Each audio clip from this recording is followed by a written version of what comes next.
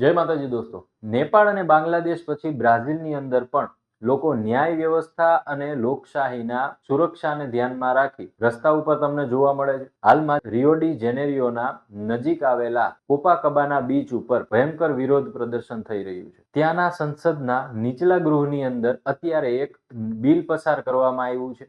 એનું નામ છે શિલ્ડ પોલિસી. આ બિલની અંદર આગામી સમયમાં વોટિંગ પણ થવાનું છે અને એવું કહેવાય છે કે આ બિલ એ રાજકારણીઓ, ભ્રષ્ટાચારીઓ અને સત્તાનો દુરુપયોગ કરનારા વ્યક્તિઓને ક્યાંક ને ક્યાંક રક્ષણ પૂરું પાડે છે.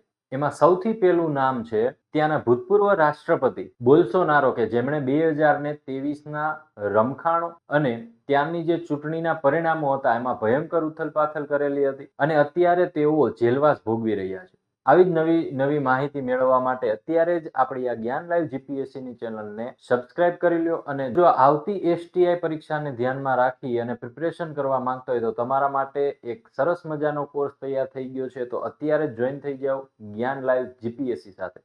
ધન્યવાદ.